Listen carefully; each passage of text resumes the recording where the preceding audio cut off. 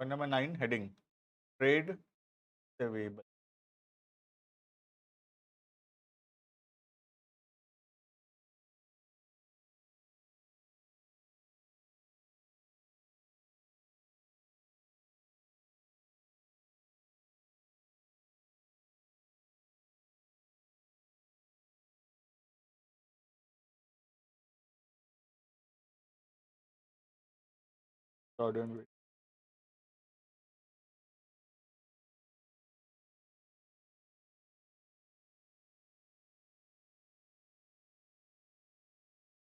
ठीक ना, पॉइंट हम लोग पढ़ेंगे पॉइंट नंबर 9।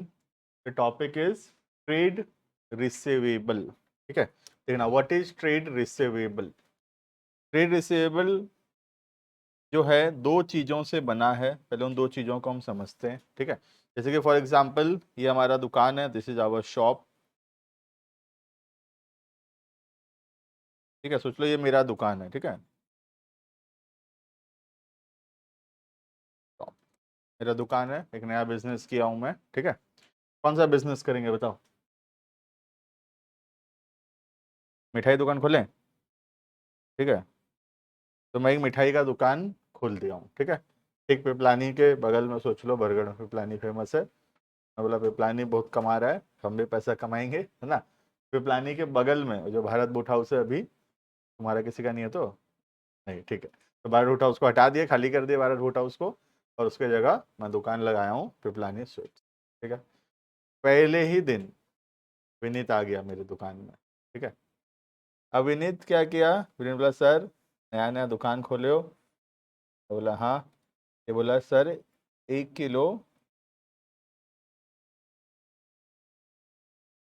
1 किलो काजू बर्फी पैक कर दो। मैं बोला ठीक है। 850 रुपया हो गया, रफली इतना ही चल रहा है अभी, 850 2 हज़ार रुपये के आसपास। नहीं, 850 तो पहले का रेट, तो 1100 रुपये कर दिया पिपला ने। तो 1100 रुपया का मैं भी 1 किलो लगाया, उसको काजू बर्फी पैक वैक कर दिया, दे दिया उसको। ठीक है, विनीत बोला सर पैसा नहीं लाया हूँ। मैं बोला पैसा नहीं लाया मतलब? तो ना सर आप तो जानते हो हमको, इतना दिन से मेरी दीदी भी पढ़ती थी आपसे, मैं भी पढ़ता हूँ आपसे, दे दूंगा बाद में पैसा, क्या दिक्कत है? कौन सा 1100 रुपये लेके मैं भाग जाऊंगा कहीं? तो मुझे विनीत पे भरोसा है, तो मैं बोला चलो कोई बात नहीं, विनीत जो है मुझे बाद में पैसा दे देगा। ठीक है, तो विनीत को मैं क्या किया हूँ, विनीत को मैं उधारी में सामान बेचा हूँ। राइट, क्या किया हूँ मैं विनीत को? क्रेडिट सेल्स, है ना। उधारी में सामान बेचा हूं मैं विनीत को, और विनीत जो है मुझे फ्यूचर में पैसा देगा। राइट, मुझे विनीत पे पूरा भरोसा भी है कि विनीत कहीं नहीं जाएगा मेरा 1100 रुपये लेके, और विनीत पैसा दे देगा। ठीक है, तो विनीत से मुझे फ्यूचर में 1100 रुपया मिलने वाला है। राइट, तो विनीत को अकाउंट्स के लैंग्वेज में विनीत को अकाउंट्स के लैंग्वेज में क्या बोलते हैं? डेटर्स। यहाँ पे बी जो वर्ड है ना वो साइलेंट है। ठीक है, लिखते हैं DEBTORS, बट जब प्रोनाउंस करते हैं उसको तो वो बी जो अल्फाबेट है उसको साइलेंट रखते हैं और प्रोनाउंस करते हैं डेटर्स, DETORS। क्लियर है? तो विनीत को मैं अकाउंट्स में क्या बोलता हूं? डेटर्स। तो डेटर्स कौन होते हैं? डेटर्स वो कस्टमर है, वो व्यक्ति है जो मेरे से उधारी में सामान खरीदा है और जो मुझे फ्यूचर में पैसा देगा। राइट, तो डेटर वो आदमी है जिसको मैं उधारी में सामान बेचा हूं और वो आदमी मुझे फ्यूचर में पैसा देगा। तो इस व्यक्ति को जिसको मैं उधारी में सामान बेचा हूं, इस व्यक्ति को मैं अकाउंट्स के लैंग्वेज में डेटर्स बोलता हूं। क्लियर है व्हाट इज डेटर्स, है ना। फिर कृष्णा भी आ गया मेरे पास, बोला सर तो दे रहे हैं उधारी, है ना, चलो। तो कृष्णा भी आ गया, कृष्णा बोला सर 5 किलो पैक कर दो, 5 किलो काजू बर्फी पैक कर दो। ठीक है, मैं उसको बोला ठीक है 5 किलो लोगे तो ना 5 हज़ार रुपया पड़ेगा, मतलब 1,000 रुपया किलो पड़ेगा। कौन सा डिस्काउंट दे रहा हूँ मैं इसको? पिछले क्लास में पढ़ाया था, ट्रेड डिस्काउंट। 5 किलो ले रहा है ना, ज्यादा क्वांटिटी में खरीद रहा है, है ना। जब ज्यादा क्वांटिटी में जो आदमी खरीदता है उसको जो डिस्काउंट मिलता है वो है ट्रेड डिस्काउंट। ये तो मैं ऐसे ही पुराना क्लास का टेस्ट कर रहा था तुम्हारा। ठीक है, तो 5 किलो मेरे से कृष्णा भी खरीदने आ गया और 5,000 रुपया उसका बिल हुआ। ठीक है, थोड़ा डिस्काउंट काट दिया मैं उसको 500 रुपये। अब कृष्णा भी बोला सर मैं भी पैसा नहीं लाया हूँ, अब तो विनीत को उधारी दिए थे, मुझे भी उधारी दो, मैं भी आपको दे दूंगा पैसा, कहाँ जाऊंगा 5,000 रुपये लेके, पैसा दे दूंगा। लेकिन मुझे कृष्णा पे अभी उतना भरोसा नहीं है। ठीक है, जितना मुझे एग्जाम्पल के लिए बता रहा हूँ खाली, है ना, भरोसा पूरा है तुम पे। तो कृष्णा पे मुझे उतना भरोसा नहीं है जितना भरोसा मुझे विनीत पे था। तो मैं विनीत को तो ऐसे ही उधारी दे दिया। ठीक है, लेकिन कृष्णा जब मांग रहा है उधारी तो मुझे थोड़ा डर लग रहा है। ये 5,000 रुपये का बात है, अमाउंट भी थोड़ा ज़्यादा हो गया है और मुझे थोड़ा डाउट भी हो रहा है कृष्णा को देख के कि क्या पता देगा नहीं देगा। ठीक है, तो मैं क्या किया, मैं एक पीस ऑफ पेपर निकाला और इस पीस ऑफ पेपर में मैं लिख दिया कि ये सामान कृष्णा मुझसे खरीदा है और इस दिन को 15 दिन 20 दिन 25 दिन जितना भी दिन कृष्णा मुझे बोलेगा उतना दिन बाद दे दूंगा। उतना दिन बाद का डेट में लिख दिया कि इस दिन को कृष्णा मुझे पैसा देगा। ठीक है, और मैं कृष्णा से यहाँ नीचे क्या करवा लिया, साइन करवा लिया। ठीक है, और कृष्णा को मैं उधारी दे दिया। खाली एक्स्ट्रा क्या किया मैं समझ में आया। विनीत के केस में ये सब नहीं किया था। विनीत के केस में बोला चलो जाओ उधारी ले लो, दे दोगे पैसा, पता है मुझे। लेकिन कृष्णा के केस में मैं एक्स्ट्रा एक स्टेप ले रहा हूँ जहाँ पे मैं एक बिल बनाया हूँ और उसको साइन करवा के रख रहा हूँ अपने पास, जिसपे लिखा हुआ है कि कृष्णा सामान खरीदा है 5 किलो 5,000 में और इस दिन को मुझे पैसा वो दे देगा। ठीक है, कृष्णा से साइन भी करा लिया। अब फ्यूचर में ये बिल मैं दिखाऊंगा कृष्णा को और कृष्णा जो है मुझे पैसा देगा। राइट, तो अकाउंट्स में इस बिल को, अकाउंट्स के लैंग्वेज में इस बिल को बोलते हैं बिल रिसीवेबल। ठीक है, बिल रिसीवेबल। ठीक है, तो डेटर्स कौन होते हैं, डेटर्स वो पर्सन होते हैं जिनको मैं उधारी में सामान बेचा हूं और जिससे मुझे फ्यूचर में पैसा मिलेगा, वो पर्सन को बोलते हैं डेटर्स। समझ में आया। दूसरा, बिल रिसीवेबल क्या होता है, बिल रिसीवेबल होता है एक पीस ऑफ पेपर जिसमें डेटर साइन कर दिया है कि वो मुझे फ्यूचर में पैसा देगा। वो पीस ऑफ पेपर को अकाउंट्स में बोलते हैं बिल रिसीवेबल। क्लियर है। तो मुझे 1,000 रुपया मिलेगा विनीत से, विनीत मेरा डेटर्स है, और मुझे 5,000 रुपया मिलेगा वो बिल का, वो बिल मेरे लिए क्या है, बिल रिसीवेबल। ठीक है, तो टोटल मुझे कितना मिलेगा, ये दोनों से टोटल मिला के कितना मिलेगा, 1,100, है ना। 1,100 इधर से 5,000 उधर से, तो टोटल मुझे मिलेगा 6,100। तो 6,100 को बोलते हैं अकाउंट्स के लैंग्वेज में ट्रेड रिसीवेबल। बस समझ में आ रहा है। तो what is trade receivable, trade receivable simply means debtors plus bill receivable. ठीक है, तो ट्रेड रिसीवेबल का मतलब हो रहा है टोटल कितना पैसा मिलने वाला है from the debtors and from the bill receivable combined is called as trade receivable। Clear है। अब डेटर्स का मतलब समझ में आ गया, कस्टमर जो उधारी में सामान लिया है पैसा देगा, वो कस्टमर को अकाउंट्स में कस्टमर नहीं बोल के डेटर्स बोल रहे हैं। ठीक है, सिमिलरली जो डेटर से मैं बिल साइन करा लिया हूं कि वो पैसा देगा बोल के, वो पीस ऑफ पेपर को मैं बोलता हूं बिल रिसीवेबल। क्लियर है, डेटर्स और बिल रिसीवेबल को मिला के मैं बोलता हूं ट्रेड रिसीवेबल। क्लियर है, तो यहां पे 3 वर्ड आ रहा है, one is the debtor, that person is the debtor. ठीक है, second is the bill receivable, the piece of paper which the debtor has signed, that piece of paper is bill receivable, right? And the debtors and bill receivable combinedly called as trade receivable। Clear है ये, लिखेंगे heading trade receivable, point number 9।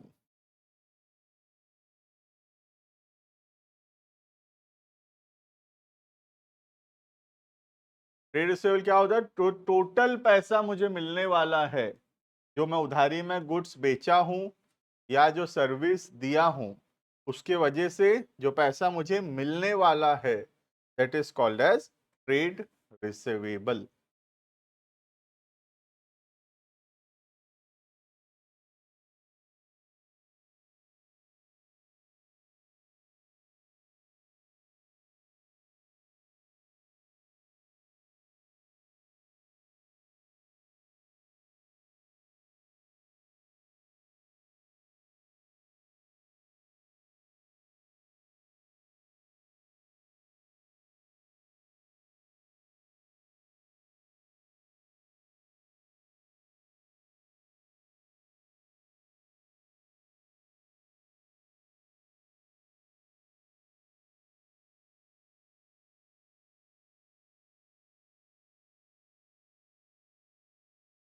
ठीक है, तो जो amount receive होने वाला है, it is the amount receivable.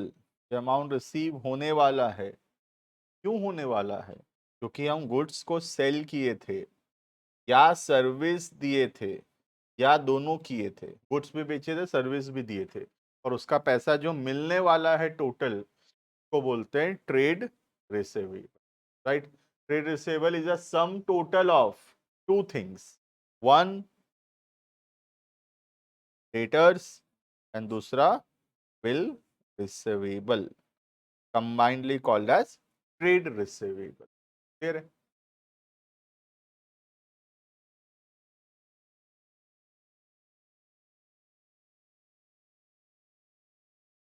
Clear है इतना?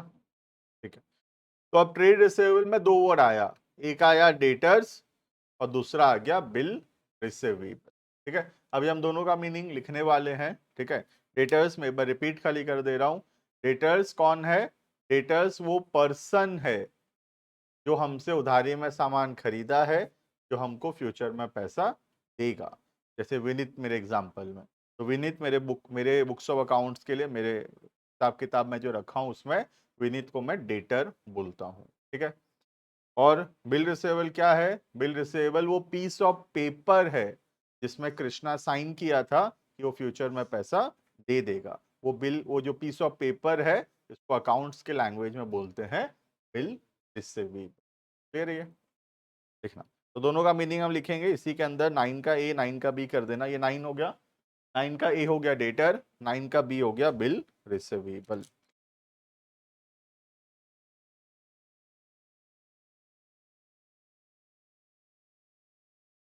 Debtor is a person who owes amount to the enterprise, जो हमको पैसा देगा। ओज अमाउंट मतलब जो हमको पैसा देगा। क्यों पैसा देगा? क्योंकि हम उसको उधारी में सामान दिए हैं। ठीक है, क्यों पैसा देगा? क्रेडिट सेल ऑफ गुड्स या सर्विसेज या बोथ। हम उधारी में सामान बेचे हैं, उधारी में सर्विस दिए हैं, और इसका पैसा हमको फ्यूचर में मिलेगा। तो उस पर्सन जिससे वो पैसा मिलेगा is called as debtors.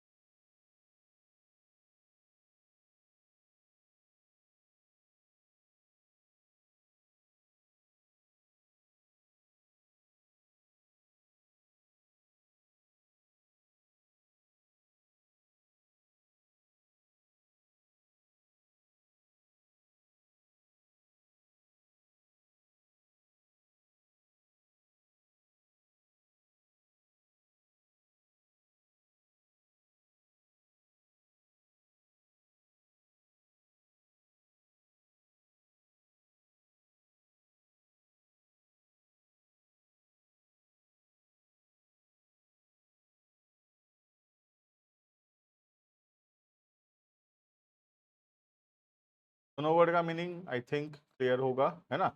Debtors का मतलब वो पर्सन हुआ, और बिल रिसीवेबल का मतलब वो पीस ऑफ पेपर हुआ, मैं कृष्णा साइन किया। फिर जैसे पॉइंट नंबर 9 था पैसा मिलने के बारे में, वैसे ही अभी नेक्स्ट पॉइंट आएगा पॉइंट नंबर 10 पैसा देने के बारे में। ठीक है, जैसे पॉइंट नंबर 9 का हेडिंग था ट्रेड रिसीवेबल, वैसे पॉइंट नंबर 10 का हेडिंग आएगा ट्रेड पेएबल, जो पैसा देना है, ठीक है। हेडिंग करेंगे पॉइंट नंबर 10।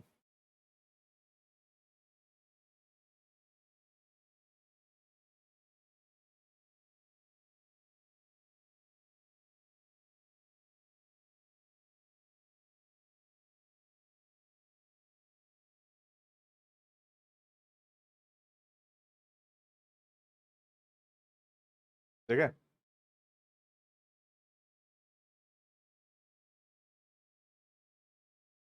तो ट्रेड पेएबल क्या होता है? जैसे ट्रेड रिसीवेबल का मतलब होता है कि हम उधारी में गुड्स सेल किए हैं या उधारी में सर्विस दिए हैं जिसका पैसा हमको फ्यूचर में मिलेगा, राइट।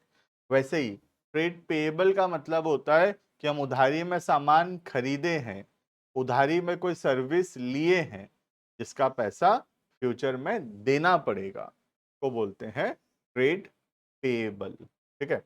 अगर मैं इसी एग्जाम्पल को कंटिन्यू करूं, जैसे पिपलानी स्वीट्स के बगल में मैं खोल लिया था मिठाई दुकान, इसी एग्जाम्पल को मैं कंटिन्यू करूं, ठीक है, तो देखना you can see it is an opposite concept. Image में भी पता चल रहा है तुमको, ये जैसा इमेज है एक उसका मिरर इमेज है, उल्टा इमेज है, मतलब ये एक ऑपोजिट कॉन्सेप्ट है, ठीक है। यहाँ क्या हो रहा है देखना, वही सेम एग्जाम्पल लेते हैं, वही मेरा मिठाई का दुकान है,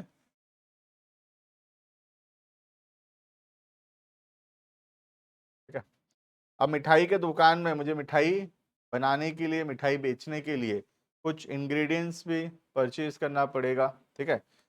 तो मैं सपोज शुगर खरीदा, ठीक है, चीनी खरीदा, सपोज अनीस का दुकान है, ठीक है? मैं अनीस के दुकान में गया और मैं अनीस से चीनी खरीदा, ठीक है। कितना रुपए का? 2,000 रुपए का। अब मैं अनीस को बोला पैसा थोड़ा बाद में दे दूंगा, है ना। तो अनीस भी बोला हाँ सर, आपका क्या बात है, ले जाओ सामान, क्या है, पैसा बाद में दे देना, है ना। तो अनीस को मेरे पे भरोसा है, अनीस मुझे उधारी दे दिया और मैं अनीस को फ्यूचर में पैसा दे दूंगा, राइट। तो मैं अनीस से उधारी में सामान खरीदा हूं और मैं अनीस को फ्यूचर में पैसा दूंगा।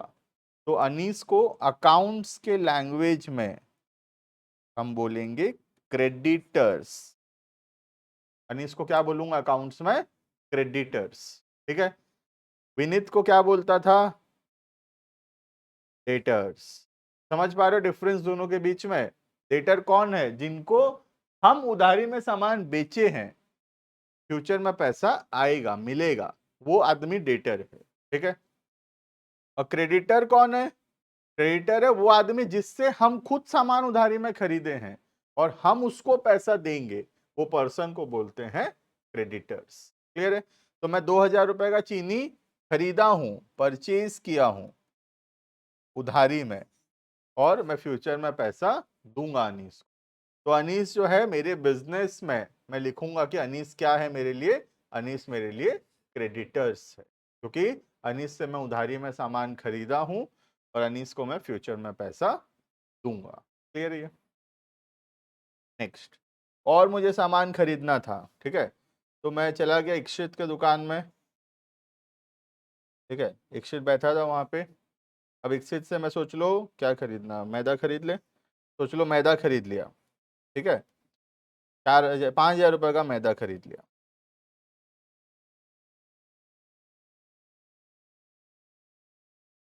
तो मैं इक्षित को बोला कि इक्षित बाद में पैसा देता हूँ 5,000 रुपया, ठीक है। तो इक्षित बोला नहीं नहीं सर, 5,000 रुपये पे भरोसा नहीं है, आप भी मेरे दोस्त पे भरोसा नहीं किए थे कृष्णा पे, तो मुझे भी आप पे भरोसा नहीं है, और ये 5,000 रुपये अभी दे के जाओ आप, वरना मैदा रहने दो, मत लेके जाओ। मैं बोला अरे मैदा तो मुझे चाहिए, पैसा अभी है नहीं, तो फिर कुछ बताओ क्या करूं बताओ। तो इक्षित बोला ठीक है सर, एक काम करो, एक बिल बना देता हूँ, उस पर साइन करके जाओगे पैसा दोगे, ताकि नहीं दिए तो आपको मैं कोर्ट लेके जाऊंगा, कोर्ट में आपको ऊपर केस करूंगा कि पैसा नहीं दे रहे हैं बोल, ठीक है। तो इक्षित क्या किया, इक्षित एक पीस ऑफ पेपर निकाला, इक्षित उसमें लिख दिया कि अमन सर 5,000 रुपये का मैदा खरीदे हैं और 10 तारीख को आके पैसा देंगे। मैं इस पे क्या कर दिया, साइन कर दिया। अब इक्षित बोला हाँ ठीक है सर, अब जाओ 5,000 रुपये दे देना।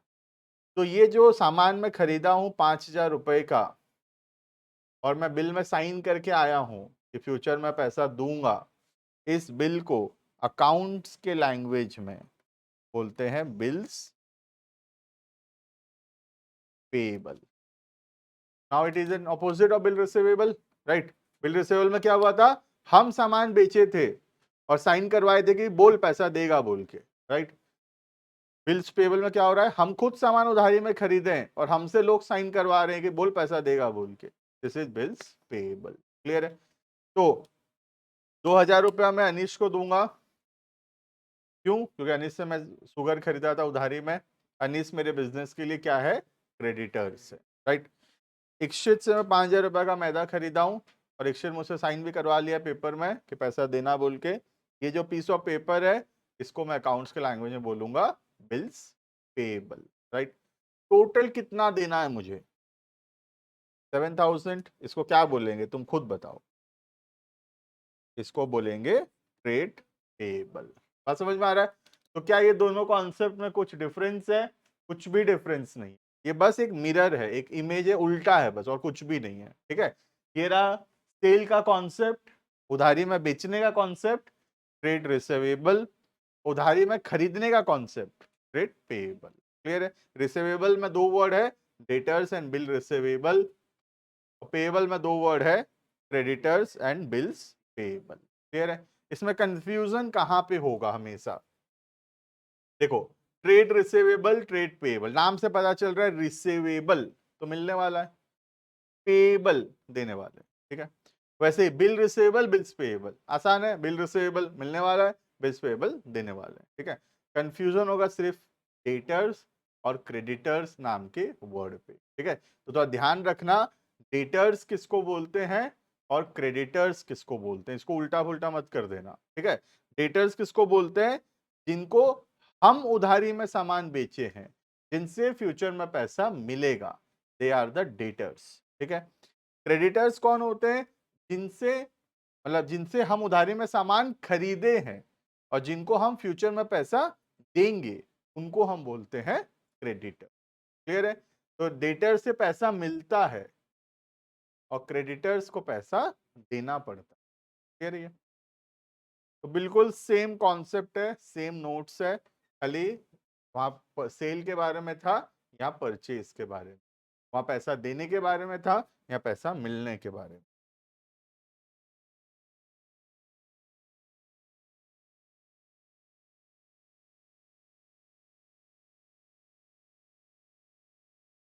It is the amount payable for purchase of goods और सर्विसेज और both in the ordinary course of business. Ordinary course मतलब हमारा डे टू डे काम जो है।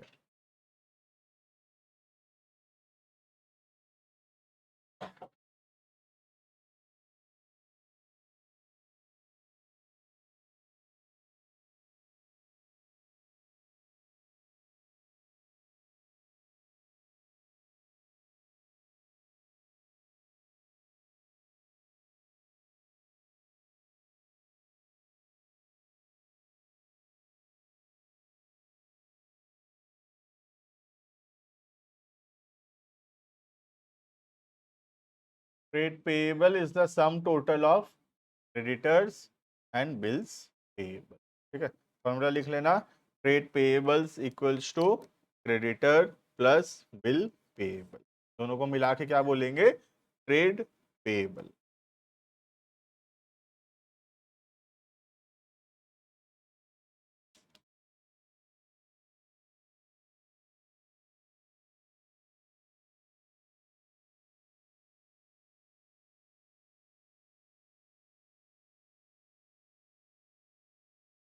क्लियर है सबको इतना, ठीक है। नोट्स पे तुम देख सकते हो, खाली वहां पे ये सेल था वर्ड और यहाँ पे परचेज है और कुछ भी नहीं, ठीक है। दो वर्ड है इसके अंदर। तो 10 का 10 नंबर पॉइंट है ट्रेड पेएबल, 10 का ए कर देंगे क्रेडिटर्स, 10 का बी कर देंगे बिल्स पेएबल, ठीक है। फटाफट से नोट्स लिखेंगे।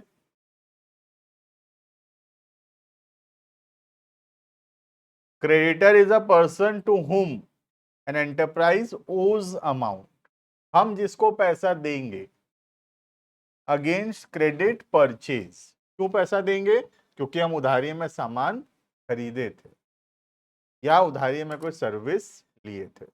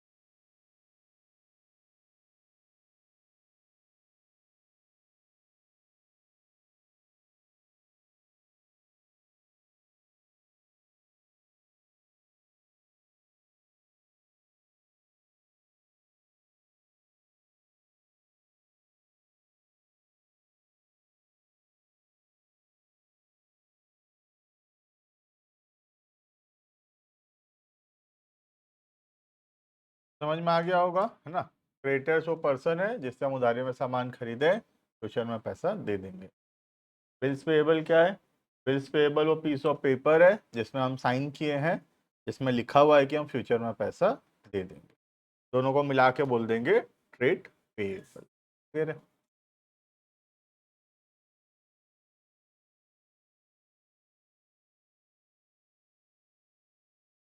ठीक है, देखो एक सिंपल सा नजरिया, मतलब किसके पॉइंट ऑफ व्यू से होना चाहिए समझना इंपॉर्टेंट है। ठीक है, देखो एक चीज, जैसे सोच लो यहाँ पे ये मिस्टर ए है, ठीक है, और ये मिस्टर बी है। मिस्टर ए जो है सामान बेचा, क्रेडिट सेल किया, ठीक है, किसको? मिस्टर बी को। तो ये जो मिस्टर बी बी हमारे लिए क्या है? डेटर है ना। बी क्या है हमारे लिए? डेटर है, क्योंकि बी से अपने को फ्यूचर में पैसा मिलेगा। ये हम जो बोल रहे हैं कि ए बी हमारा डेटर है, हम अपने आप को ए सोच रहे हैं, अपने आप को हम ए मान रहे हैं, तब हम बोल रहे हैं कि ए मतलब हम सामान बेचे हैं बी को, तो बी से पैसा मिलेगा, तो बी हमारा डेटर हुआ। यही अगर मैं यही चीज को बी के नजरिए से बताऊं, तो बी क्या किया है? सामान खरीदा है कि सामान बेचा है? अपने आप को बी सोचो, सोच बताओ।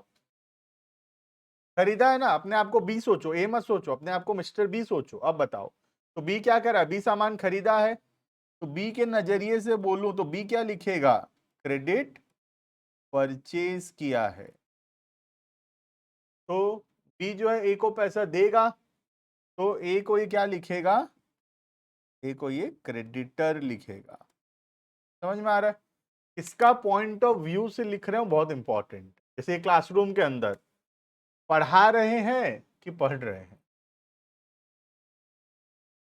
पॉइंट ऑफ व्यू अलग अलग है ना। मेरे नजरिए से बोलूं तो मैं बोलूंगा मैं पढ़ा रहा हूं, तुम्हारे पॉइंट ऑफ व्यू से बोलूं तो तुम बोलोगे पढ़ रहे हैं, राइट। तो ये पॉइंट ऑफ व्यू बहुत इंपॉर्टेंट है। वैसे ही ए जब बी को सामान बेच रहा है, ए लिखेगा सामान बेचा, बी क्या लिखेगा? सामान खरीदा। बात समझ में आ रहा है? तो ये पॉइंट ऑफ व्यू बहुत इंपॉर्टेंट है कि आप किसके लिए अकाउंटिंग कर रहे हैं। क्लियर? समझ में आ गया ये। नेक्स्ट पॉइंट नंबर 11, ये गया point number 10। Write down point number 11।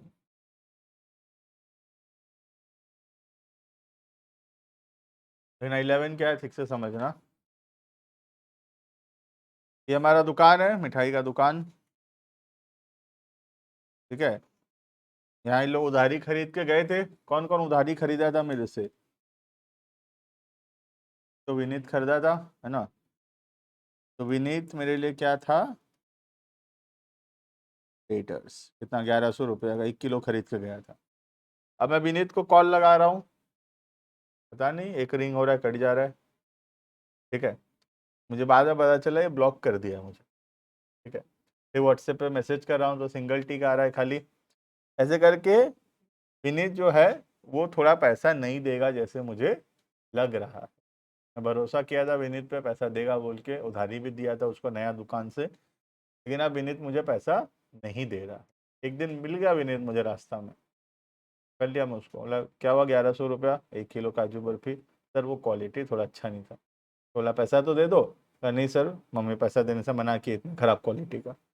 तो ये डेटर जो है पैसा देने से क्या हुआ, मना कर दिया, तो ये पैसा डूब गया। होता है कि नहीं दुकान में, पहले ये बताओ।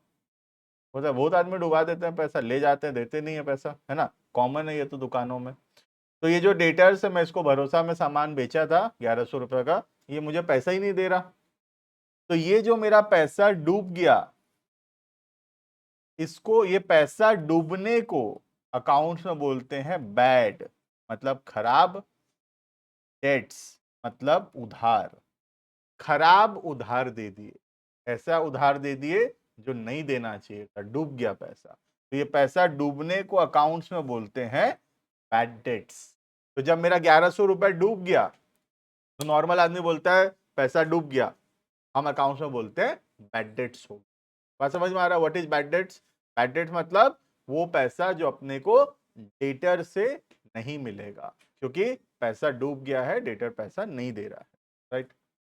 वैसे ही कृष्णा भी लिया था 5,000 का सामान, कृष्णा को मैं फोन लगा रहा हूँ, पीस ऑफ पेपर साइन किया था ना कृष्णा, कृष्णा को भी कॉल कर रहा हूँ 5,000 रुपये दे दे बोल के, कृष्णा भी मुझे पैसा देने से मना कर दिया। हाँ, बोला 5 किलो तो गया खत्म सर, और क्या, पैसा देने से मना कर दिया। तो कृष्णा से जो पैसा डूब गया, इसको भी बैड डेट्स बोलेंगे, राइट।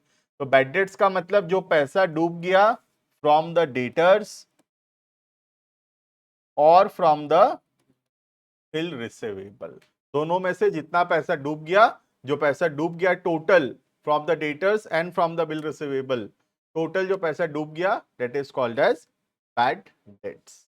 क्लियर है? तो तुम्हारे मन में आएगा सर आप तो पेपर में साइन कराए थे, क्यों कुछ करते क्यों नहीं हो, ठीक है, ऐसा डाउट आ रहा है ना।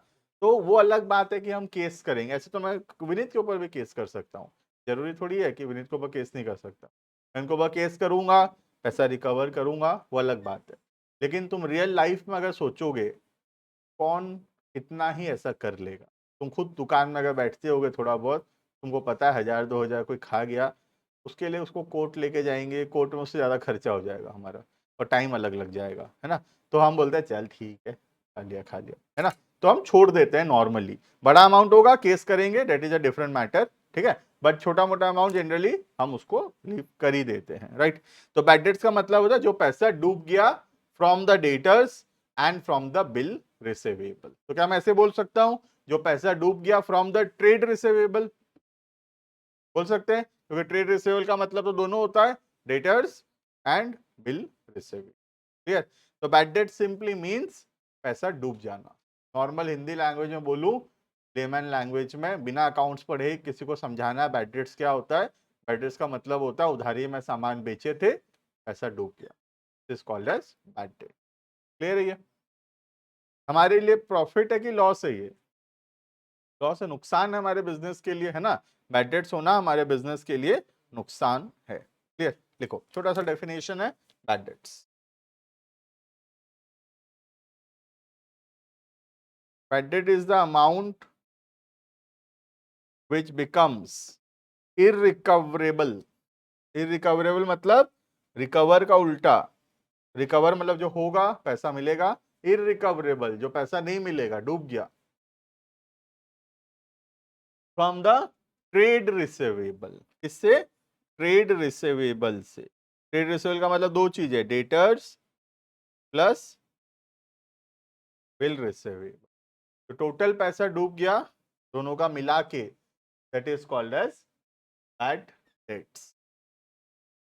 Full stop. It is a loss for the business, business के लिए एक नुकसान है, एक लॉस है हमारे बिजनेस।